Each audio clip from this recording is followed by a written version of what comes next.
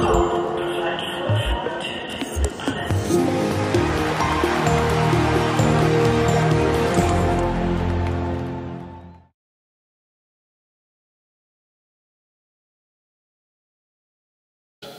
a warm welcome on behalf of the panel. We are very happy that we can facilitate this panel together with the Republika. We as the Konrad Adenauer Foundation, who has headquarters close to Bonn but also in Berlin, so we are somewhere in between maybe. I would like to give you a little background why we thought this would be an important topic for the Republika and why also this is an important topic for our work. The Konrad Adenauer Foundation supports democratization around the world with 80 offices and we are active in about 100 countries. And in the part of this work is a global media program which also is active in Sub-Saharan Africa. It's the program that I'm running, the media program for Sub-Saharan Africa. And it's very hard to talk about Sub-Saharan Africa in generals, because there's no Sub-Saharan Africa in general. There's many different languages, there's many different cultures, there's many different stages of development.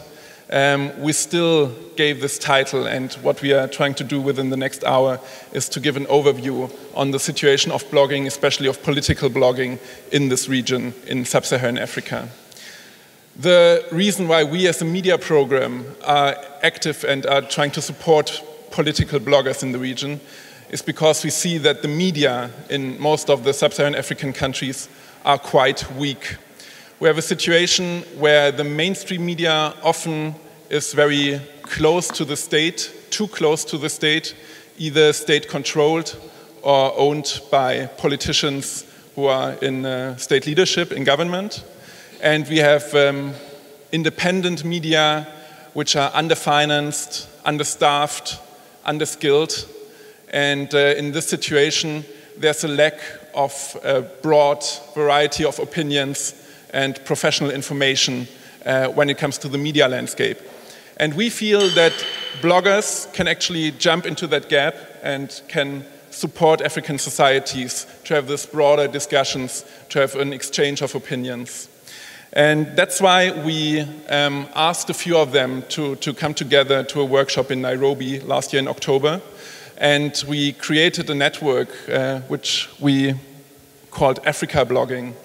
So it's a network which is supposed to support political bloggers in Sub-Saharan Africa, to train them, to give them the possibility to network. And we are a few weeks away from a website launch where we will officially present those bloggers and also give an overview of what they are blogging, pick a few of their blog posts and publish them on this joint webpage. So please keep this name in mind and look it up. I think by June we should be running, June, July. And we hope that this will give you an even broader idea from the discussion, discussion today on what bloggers in Africa can do. And with that, I would like to say that I'm very happy that we brought 3 bloggers from Sub-Saharan Africa. Not all of them are part of the network. They represent actually different networks, but I think it's always good not to only look in the projects that yourself are doing, but also to look what's happening elsewhere. Since they are bloggers, I would like to introduce them with small excerpts of recent blog posts that they posted. I think this will give you a nice idea of a little bit of what they are thinking about, what their topics are, and yeah, just the way they are writing. It's all beautiful blogs, and I'm actually sorry that I only am able now for your introduction to read like 1 minute of it, but I hope you will be encouraged later on to visit the blogs and to get a bigger picture. I will start with Ruth Aine from Uganda. She sits in the middle, and one of her recent blog posts deals with the xenophobic violence in South Africa. I guess most of you have gotten the news. It was actually global news. There were quite a few people killed. Fortunately, it seems to be a little quieter now, but Ruth wrote about the xenophobic attacks, and she wrote, I've been thinking we have a long way to go as Africa before we are able to stand tall. But that does not mean that we are not getting there. What is happening in South Africa, sad as it may be, in a way had to happen. And before you pick up stones and begin to throw them at me, hear me out. It is not a good idea to sweep your house and hide the dirt under the carpet. Never has been. Because with time, the dirt will come to the surface by way of making you sick or smell or by being discovered. And when that happens, it is never pleasant. And I think that is what's happening in South Africa right now. It is at the point when stuff comes out from under the carpets.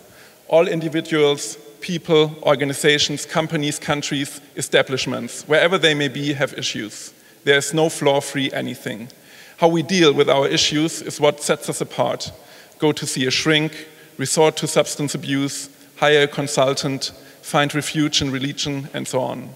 And I'm hoping that South Africa, the people, the nation, will work together and find a solution, because they need to. Warm welcome to Ruth. I'm very happy that you're here.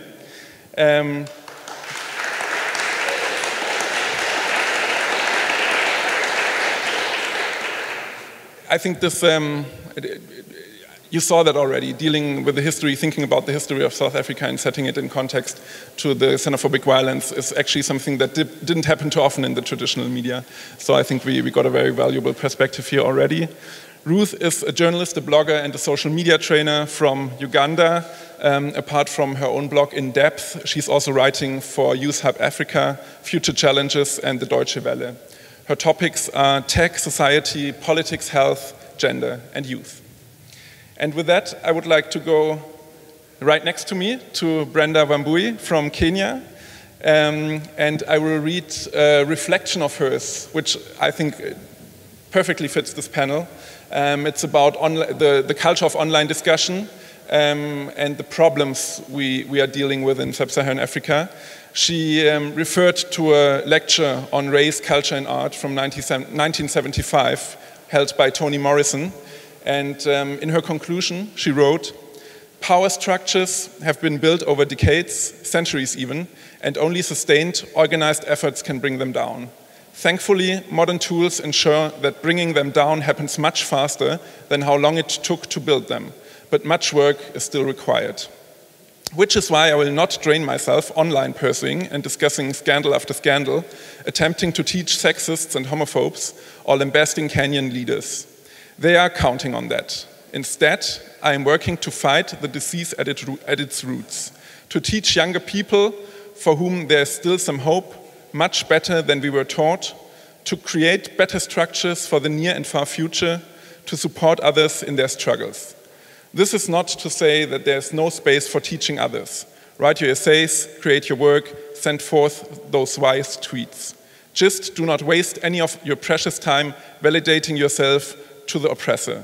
Instead, speak to empower your fellow oppressed. That is where the room for empowerment lies, and only once we are empowered can we fight these toxic structures." Brenda, welcome on the panel.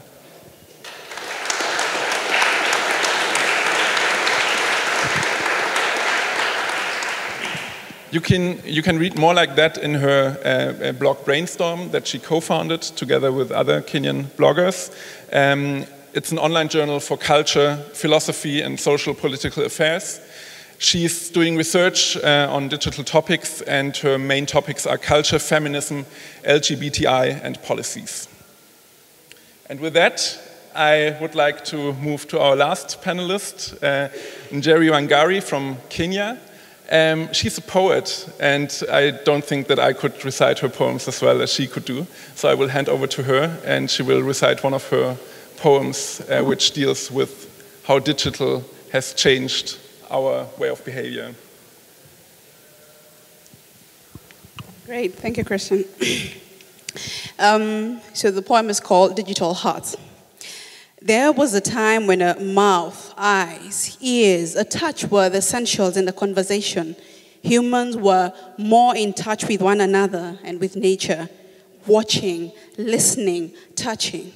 A sight of migrating birds meant an approaching storm, changing seasons or looming danger. The trees' whisper of cool sounds soothed our minds into peace. The crackling fall of a branch and singing of birds' music made love to our souls, deepening our bond with what is real. Now, instead of facing each other, we Facebook. Our voices have become keys that we punch on keyboards. Our smiles and emotions have become smileys and emoticons. Our hearts no longer constantly antagonize our lips to say, I love you. For we simply short text our messages from our hearts and minds, long enough to mean what we're saying, but short enough not to exceed 160 characters or 140 characters, depending on which platform you're using. We no longer pour our hearts out in persuasive, soothing flow of words and smitten voices. Our fingers no longer have subjected the feelings that our lips, eyes, and face could never feel in a book to cold machines, making us similar to robots, with the only difference being we sit behind actual robots. We are bearing our lives, captured moments, and souls to the digital world. Strangers whom we would never invite into our homes now see the bottom of our beds, the insides of our loos, and beneath our garments to fantasize, masturbate, and stalk our digital selves.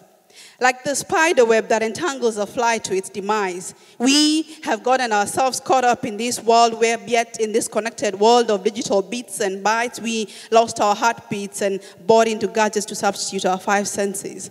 I ask you, are we connecting with each other, or are we connecting with technology? For we are losing our human touch somewhere in the zeros and ones of this digital age. Thank you.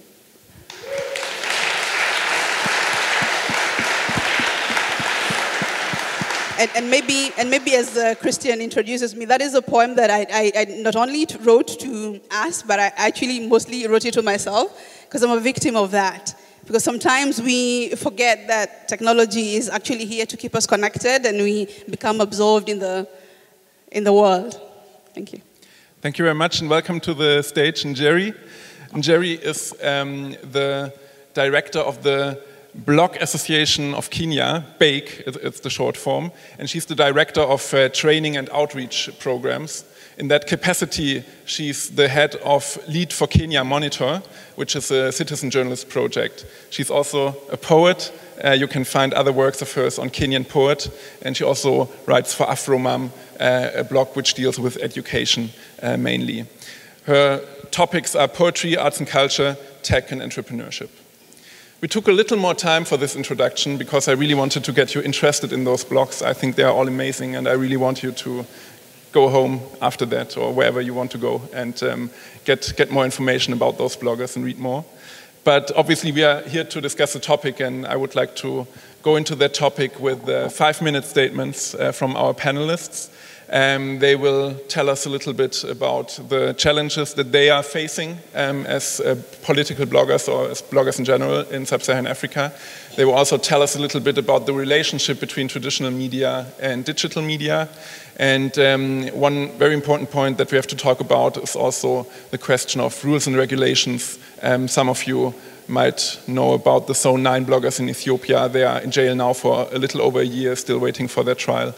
So all those topics will be touched in the short statements, and then we will have a little time for discussion here on the panel, and then obviously I will open the panel also for questions from the audience. So I think we will start with Njeri, and please, the floor is yours. All right, thank you. I think it's only fair for us to start with the history of blogging in Sub-Saharan Africa.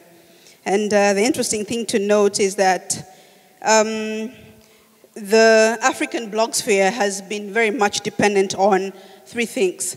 That is literacy, knowing how to read and write, computer literacy, which is closely followed by that, availability of electricity or power, and availability of internet. And so what we see is that those countries that have been able to get that, those countries that have literacy levels are high, there's computer literacy, there's most of the places are connected to the national grid, and there is internet connectivity. Those are the same countries that we have seen the growth of the blogosphere. And those countries happen to be Nigeria, which had the first blog on in 2002, closely followed by South Africa and Kenya in 2003. Now, looking at some of the things that the bloggers in those three countries, what they were looking to address in starting their blogs, there were quite a number of blogs that were started around that time, focusing on other things, one of them being politics, and other things being life in the diaspora. As we see, most of these Africans who were blogging were mostly not within the continent. And what we see is that most played a very crucial role in the politics of that country. And a very good example is Kenya in 2000, in the run-up to the 2007 elections. That is the time that just before that, we had, it's actually 2003 elections, sorry about that. And this is the time that we saw the first Kenyan blogger, Daudi Were, who started a blog just to write on the things that he was not seeing in the mainstream media. And that's the time that we saw the rise of bloggers like Daudi Were, Orio Kolo, and various others. In Nigeria, the same thing. And we also saw that in the run-up to this year's election. And in South Africa, that's when we saw the rise of bloggers like Dumiso and Pierre De Vos. Now, the importance of these bloggers is that in a space where, as Christian has said, we're seeing very partial press freedom. And mostly in this day and age where, yes, there are more people who are connected to the internet, mostly via the mobile phone. And what is happening is that a lot of Africans are seeing that the mainstream media or the traditional media is no longer impartial in their reporting. And we have had instances in Kenya in particular where in the run-up to the 2007 election, the mainstream media actually admitted that they were a bit too trusting of the electoral body that, of course, is run by the government. And so the very important and crucial role that political bloggers are playing in Sub-Saharan is being able to give that critical, being able to offer, being critical of the current government. And as Brenda will touch on that, that is posing a challenge to the safety of those bloggers. And I think with that, I'll stop with that and let Brenda take up on that. Thank you very much. Yes, we go over to the next Kenyan expert, Brenda, and you will tell us a little bit about also the relationship between traditional media and social media. Yeah, so something that inspires me, a thing that inspires me as I do my work is until the lions have their own historians, tales of the hunt will continue to glorify the hunter, which is a situation that occurs every place where minorities are unable to speak. So the importance of my writing and other writing, political blogging especially, is that it gives the people who are normally not heard a voice. So one of the first things before I speak about the relationship between traditional media and new media is we like to focus a lot on formal networks, but for me the more important networks that have impacted my work have been informal blogger meetups, informal blogger networks, where we sit and we discuss and we actually, we form the foundations of the work we do. So some of the challenges we have is that new media, because of the amount of influence it allows a regular person to have, has created a lot of conflict between bloggers and traditional journalists. I've actually been on a panel in Kenya where we were told we were coming to speak about our work, but then it ended up being a 45-minute attack about our being unregulated. So traditional media does tend, and I'm speaking from my experience as a Kenyan blogger, traditional media does tend to be a bit resentful because bloggers have more leeway, they have more access, and actually not more access, but they're able to do more with their online presences than traditional journalists would be able to do. So there's a bit of a hostile relationship there. And when it comes to the law especially, because you will find that traditional media does push for blogs to be regulated in the same way as journalists. We have had pushes in Kenya to have people with over 5,000 followers on Twitter treated as journalists, being subjected to the same media laws that journalists would be subjected to. So a question we ask is, does a following of 5,000 people on Twitter equal the same follow? Is it equal to a following for a newspaper, for example? So there's a lot of discussion around regulation for online media, but to me it's a pushback because of the power that bloggers have been proven to wield and their power at driving conversation, not just on their websites, but on their Twitter and on their Twitter and Facebook pages as well. Yes. So, another challenge, sorry, before I close. Other than other than the push for regulation, which is actually a push to clamp down on bloggers, is the lack of resources. And this is easy to see because they don't have the same access to research, the same access to funds as traditional media does, but they actually do better reporting because people actually just speak for themselves and they speak as to what they see. So one of the challenges we have is definitely resources. Thank you. Thank you very much, and I will hand over to Ruth for the last introductory statement. It's a pleasure to be here. One of the things that I've been asked to talk about is regulation in Sub-Saharan Africa in regard to online content, which obviously includes the bloggers. We have a very interesting case, which is the Zone 9 bloggers from Ethiopia, who up to now have not received justice. They're being held, I think, against their will, but also against the law. But what we have seen also in Kenya and Uganda in the last 2 years is we have had media laws that have been put up, bills that have been tabled in parliament, and they have gotten passed almost immediately as when they are read. In Uganda, you'll have a history of up to, I think, 2 to 3 years before you put a bill in the parliament and it is read and discussed. But for some of these laws, they get passed almost immediately. And sometimes the problem is that even when we are demanding for regulation, we see what we have seen in Burundi, for example. Burundi has, 20% people online, but the first thing that was shut down is social media when the riots began. And you see, so my question usually is, do these people understand what it is that they are doing? We saw that in the Uganda media shutdown.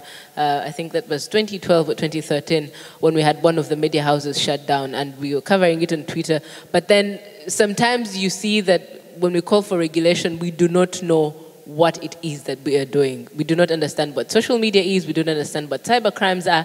And so it is hard to be able to, have regulation put in place in our countries. The other thing is that usually Africans have something about following. We have something about repeating what people have done, and we also don't see much of examples in regard to democracy. And then online freedoms and how these have been regulated in the past. Yes, we can look to Europe and America and all those other countries, but we also know that the situations totally differ when it comes to addressing online publicity in Sub-Saharan Africa. Now, the other thing about it is Uganda has had quite a number of journalists who have been frustrated and then have had to leave the country. And when they leave the country, then they start blogging. Online. We see Charles Onyangobo, we see Daniel Kalinaki, all those are currently living in Kenya. They work for the Nation Media Group, but they also write a lot about Uganda. They actually contribute daily, if not weekly, to what is published in the papers, but also that content is put online. And then we have someone called Timothy Kalijera, who I think still has an outstanding defamation case in Uganda in the courts of law that is in regard to putting content online and things that were said and were not said. So while the regulation is there, why the governments are pushing so much to have online content regulated, there's also the fact that they do not know what it is that social media is used for. I know that until I think 2 years ago, till a couple of months ago, our president was not online. He was not using Twitter. I don't know if he does it himself or if he has a whole team that is doing it for him. And because of that, you see, the government institutions are also very reluctant to take on social media. Why should I be on Twitter? Why should I be on Facebook? But now that we're coming to elections, we see a lot of buzz with the president and the coverage of everything that he does. And so that's what happens, that because there's no definition of what this internet, this online, this whatever it is in our governments, then while we're supposed to be regulating it, we're not able to do so because we do not understand what it is that we're talking about. Thank you very much. Let's stay with the topic of rules and regulations for another round. I always have a feeling that obviously African governments, many African governments are very tempted to get as much control as possible over public opinion. And in doing so, they are more looking towards Asia and the concepts that Asian governments make use of, like very restrictive laws, jailing of bloggers even. Do you share that feeling? Do you think it's maybe an influence that comes from an Asian side, or where would you say is the main motivation for this new rules and regulations? I mean, obviously, I don't know why. I know that, for example, there's a time that we were looking at legislation in Uganda, and we found out that it had been a copy and paste. Some of the projects had been a copy and paste of what was happening in Thailand at that time.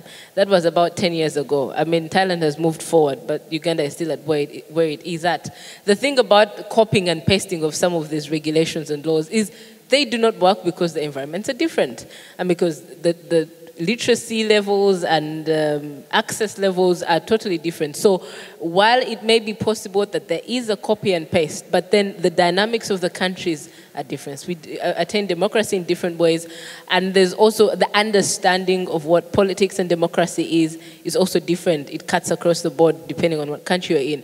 So it's understandable that they would want to copy and paste, because then it's easier for the people that are making the laws to just go get a document and, not have to think through, so what are the people in my constituency saying?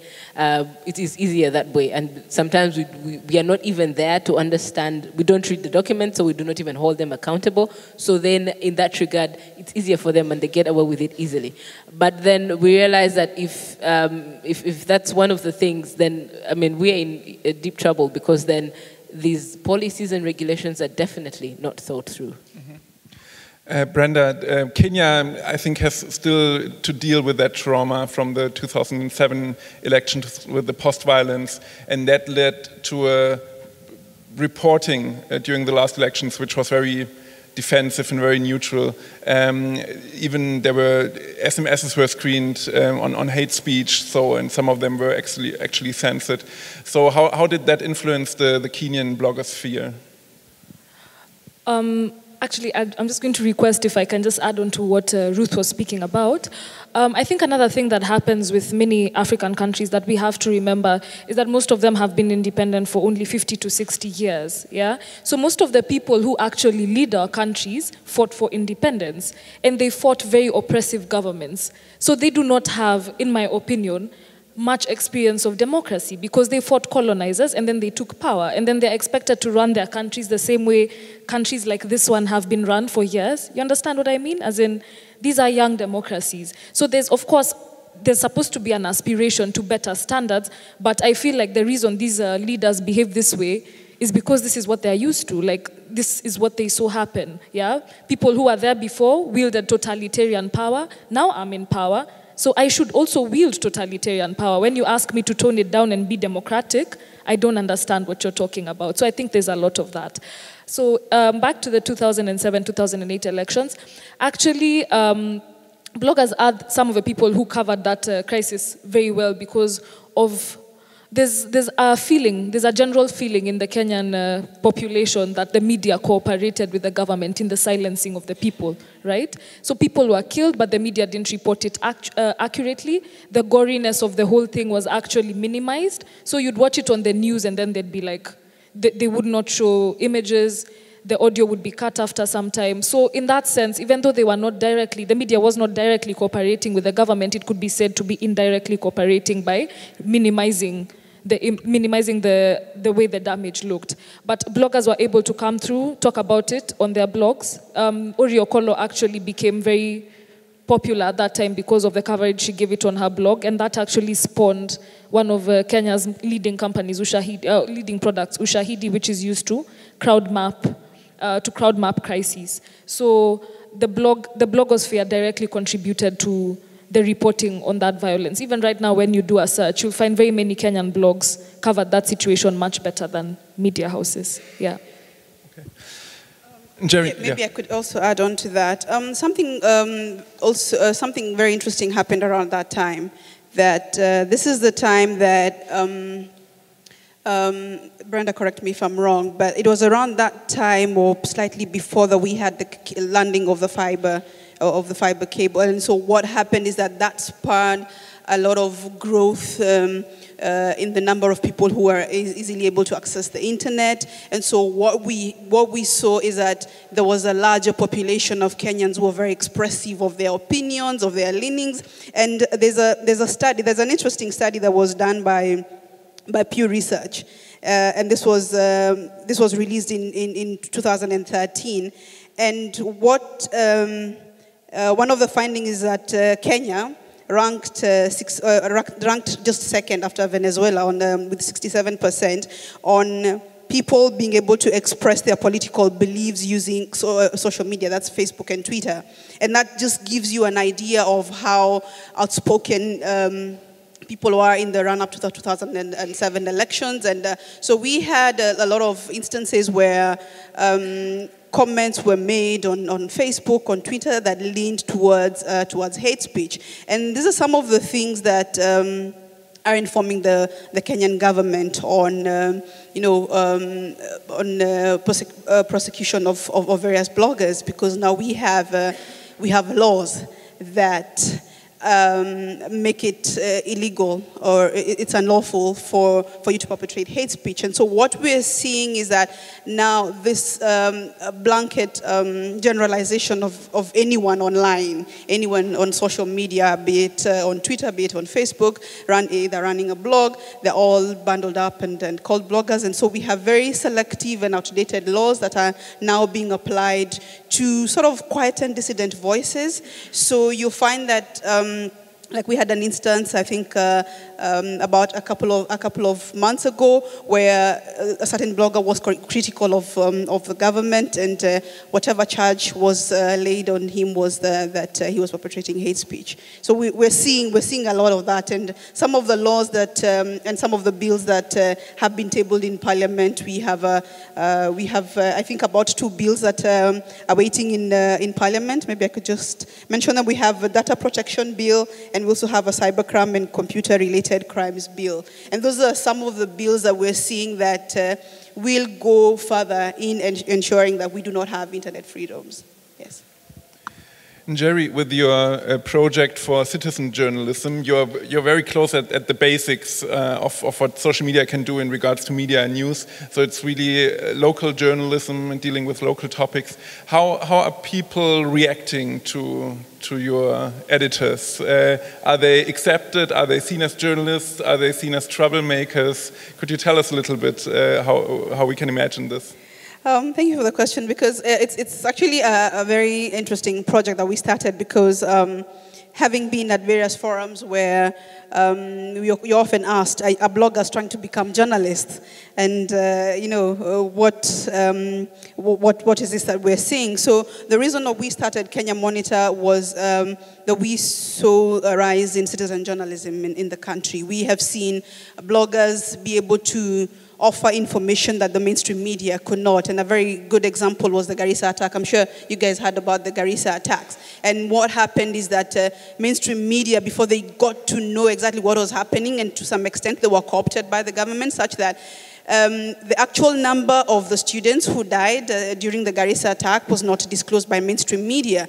But somehow bloggers got to know about this, and this was disclosed. So what we're seeing is a rise in citizen journalism, and so that is what informed our decision to come up with the platform of Kenya Monitor. And the reason, one of the things that we set out to do, and as we were recruiting editors, because the structure is that we have editors in every of the 47 counties in Kenya, who under them we have different contributors who are bloggers from the different regions.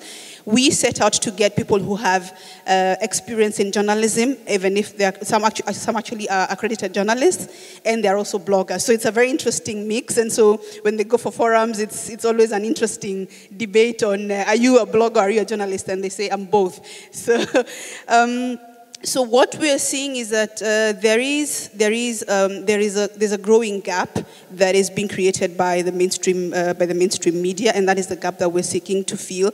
But there's also now another fear of the safety of political bloggers or anyone who's very critical of the government. And that's the reason why we started a program called Internet Freedoms. So iFreedoms is now to highlight stories and cases of bloggers who are being harassed, who are being intimidated, who are being thrown in jail, and also providing training on how can bloggers be able to still continue writing on what they're writing without intimidation and still be safe. Yes. Brenda, Brainstorm started, was it 2 years ago? Or yeah, about 2 years ago. I think what's interesting for many here in the room is the question, if you establish a new blog, how does it work with the audience? What's your reach? Can you give us a little, like a look behind the scenes on the hard facts of your blog? Okay, so Brainstorm actually started as a Twitter conversation. So in 2013, Kenya had a lot of tabloids that came up. There was one called Ghafla, then after that there was Niaje, and then there was a slew of others that just became popular out of nowhere. So every time you'd come on the internet, you'd be assaulted with links to people's photos that you don't really care to see. And we asked ourselves, there's all this tabloid-style writing, who is doing serious writing about like the issues that really affect us? And you're not going to find it in mainstream media because they have been co-opted by government, and you're not going to find it in the tabloids. So my friends and I had been complaining for a while, so someone, actually he's called Michael, my partner Michael, CC'd me and said, instead of talking about this all the time on Twitter, why don't we write about it? So we had a lot of dinners, a lot of Ethiopian food, and after a month we set up Brainstorm. That was in June 2013. Our first post went up in July 2013. So initially we expected nobody to read us. We just did it for ourselves so that when someone comes and asks, oh, why does no one talk about serious things on the internet? We'd be like, actually we do. Yeah, so that's why we started it. But we were actually very surprised because the first essay we wrote was about the first one we wrote was about Kenyan education, the second one was about feminism, and the third one was about why I hate the word Africa. And in that 1 month, because we publish an essay every week, we had 8,000 readers, 8,000 unique readers, and we were like, wow, people are actually reading this thing in its first month. So after 8 months of operation, we won an award. We were voted as Kenya's best politics blog. But we do like to think of ourselves as greater than a politics blog. We think we are socio-political. And as at yesterday, the last time I checked, we've been read by 113,000 unique people in the past 6 months. So for us, it's very encouraging because we publish once a week because we think that the internet is a bit too fast. So if you're to publish anything noteworthy, it will take time, and you also need people to take time to read it. And it's been very interesting. We write a lot about women's issues, LGBTQI issues, political issues. Basically, we rub everyone the wrong way. Yeah, and we're still alive somehow. So that's pretty encouraging. Yeah. Do you also interact with your readers? Is there, like you said, it started as a discussion on Twitter, so is there still a lot of discussion, or do you just put your thoughts out and then people have to deal with it? Yes, so it depends on whoever has written the article. If you feel like engaging people in the comments, it's up to you, but we always link to the author's Twitter account. So if anyone wants to come and engage you in debate, they can do it on Twitter. So yeah, we talk a lot about, we actually engage our readers a lot on Twitter, sometimes in the comments, but sometimes you'll have a post with like 80 comments, and it's really impossible to come and interact with everybody directly. So if you felt like there's one that was like particularly touched you, you'll always have the writer's email address and you can directly engage them. Yeah. Okay. So even if this is quite an impressive story, and even if there are political blogs in Kenya which regularly win awards, I think the last one was at the Bake Awards, a Parliament Watch blog by Oreo Kolo.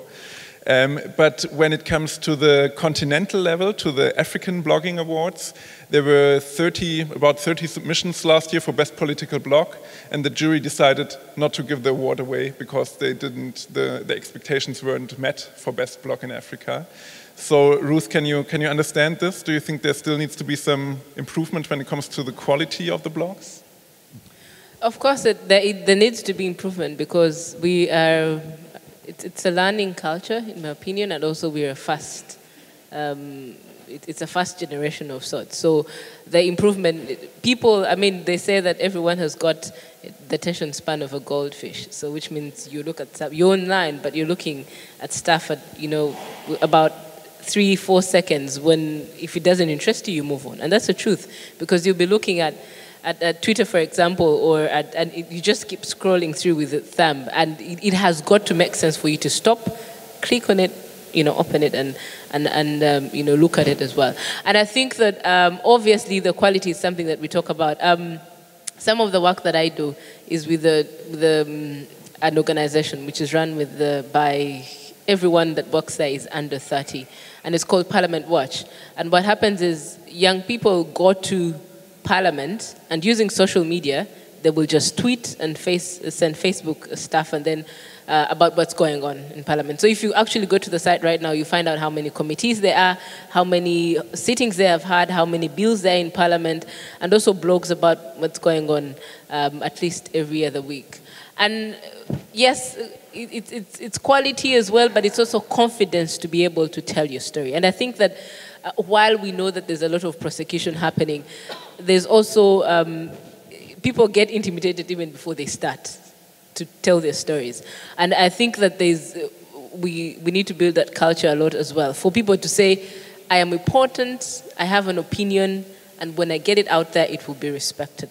Now, not everyone is up to that standard, you know, to be able to write opinions and stuff like that. And I mean, the most people that I have seen that are even interested in these things, that have stories to tell, are still not able to open up a blog, for example, and say it is a lot of work. It is, you know, there's things like that. But I mean, part of the training, which is why I love to train, is to tell people you have something to say. You are unique in your own self, so you have got something to say. So try and frame it in about 300 to 500 words, and let's start there and see how the conversation goes. And people that take it on actually love, after that they keep coming back and they're so excited that they have either sent out their first tweet and they're able to connect with the world out there, or that they have written their first blog and people have shared it and like it.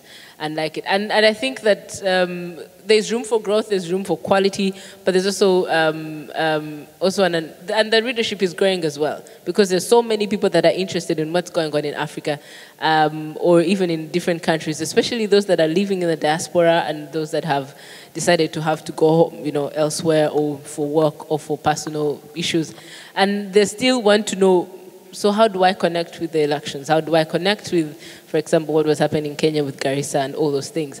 And once they find that information online, they are able to share it and consume it. And I think that it goes both ways. The quality obviously has got to be there, the growth has got to be there, but we also know that there's readership, so there's an audience.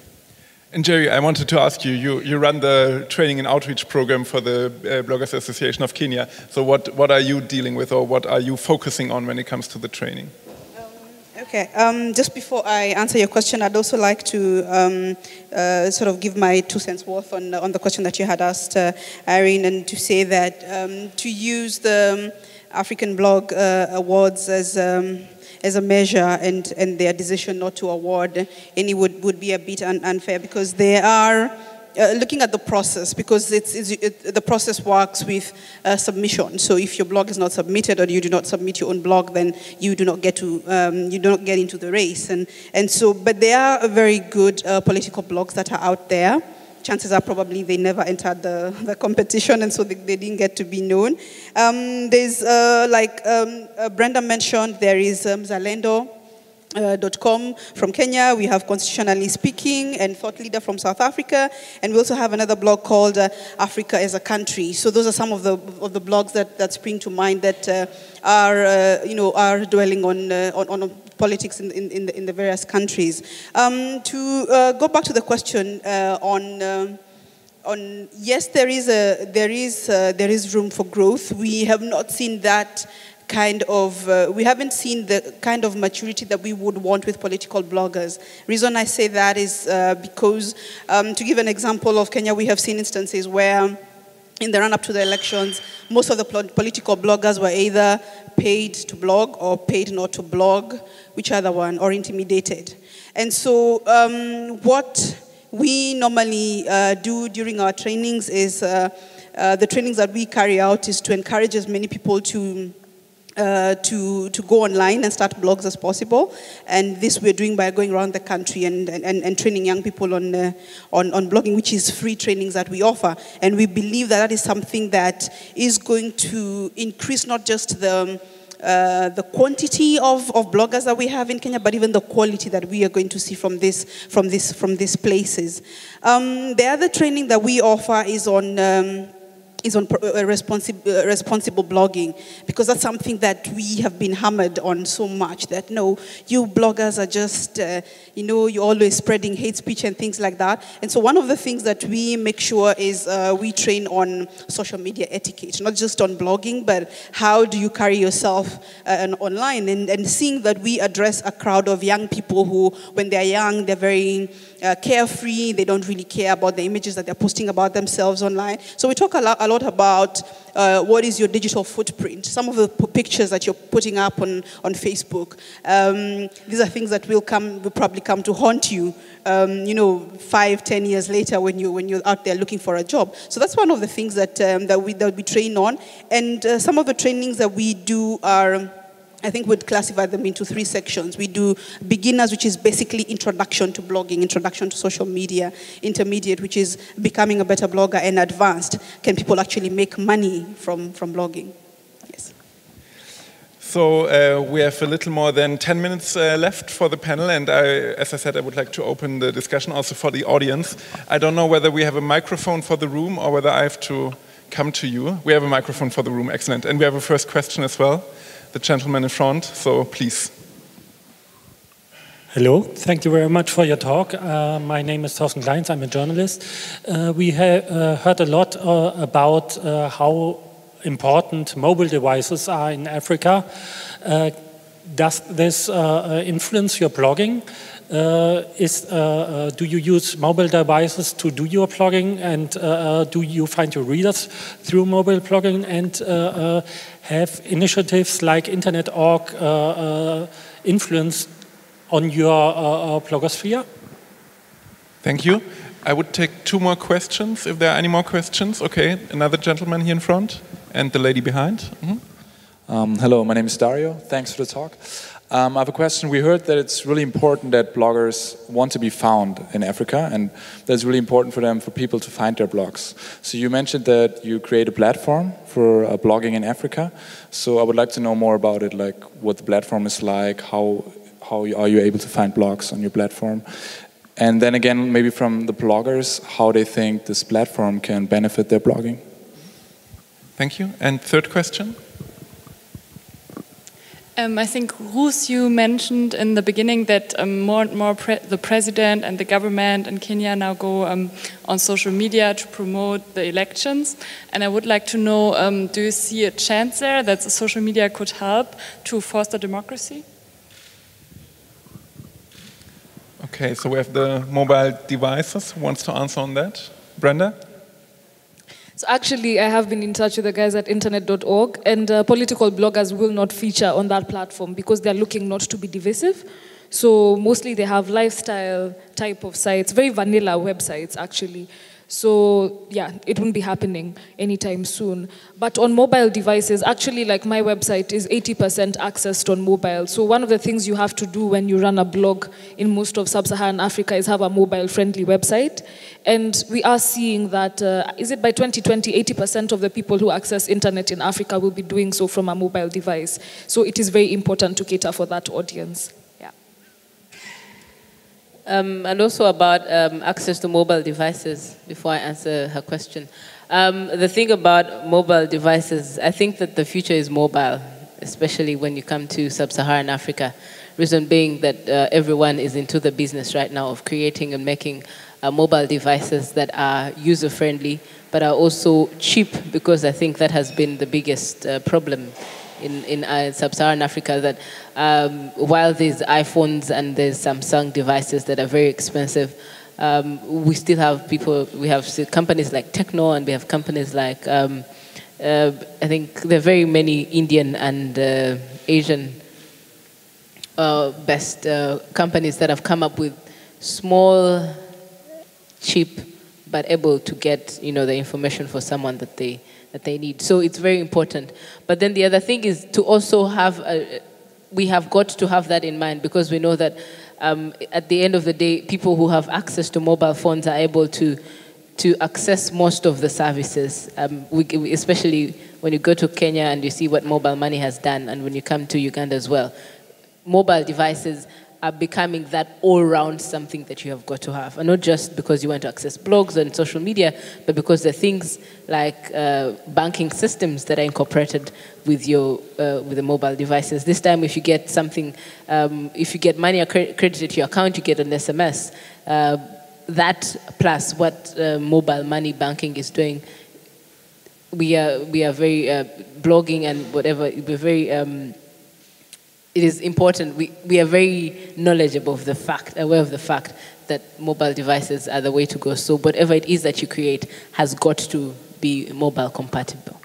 Now about your question, do I see Uganda having social media influence in regards to democracy? I don't know if I answer that if I'm going to be able to go back to my country. But the thing about it is that Uganda's political future is very, I could say predictable to an extent, because I don't see Yoweri Museveni leaving anytime soon. And I don't think that social media is one of those things that is going to take him away. Because like she said, these people came to power by the gun. So anyone else that tries to say or come against them, they fight with a gun. And that is what we saw with Besigye when he came back from exile in 2002 elections, and also 2011 elections. We are getting there. I think that there will be a time when we're able to express opinions that will be respected by everyone in regards to social media, or that the government will be able to collect what we need to yield force against the government. We are getting there. But 2016, that is definitely not going to happen. I think like Zuckerman was saying that, we have so many companies that have, and governments that we thought that the internet was going to bring, democracy to us. But now we also know that it's honestly an enhancement of what's going on the ground. So it publicizes what is already going on in the ground. And what you have on the ground is that you have a lot of people that are disgruntled, yes, that do not think that do not think that they can live, anymore with the government, but they also do not have alternatives. And social media is not going to create that alternative. It's just going to voice the opinion and stuff like that, but it will not create the alternative that will then have the means and the access to different tools that will then enable them to run for president or to run for office. That's not going to happen. But we see a lot of it because I think that Ugandans are becoming more aware of what it is that they want as a people, and they're also becoming more aware of what the government is and what it can do. But then for them to be able to use the internet to have what we have had in Nigeria or in the Arab Spring, I don't think that is about to happen. But I think that there's a lot of awareness that the internet exists, that social media exists, and because it has set the agenda very many times, there's respect for it, but not to the extent that everyone will trust it to, bring democracy. We have democracy though, because we vote, but yeah, if you know what I mean. I'd just like to add a few comments, especially on the question that you asked on internet.org. It's interesting that Kenya was the second country after Zambia in Africa for the internet.org to be launched. And according to the recent news is that it is facing some opposition in India because of net neutrality.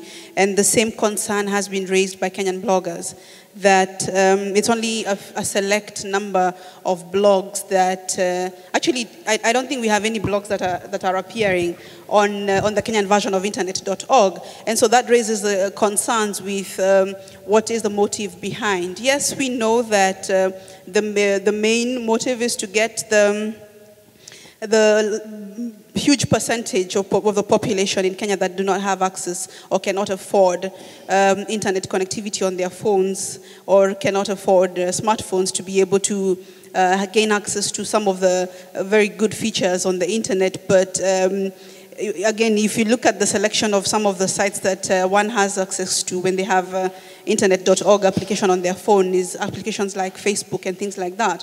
So that raises the question of net neutrality.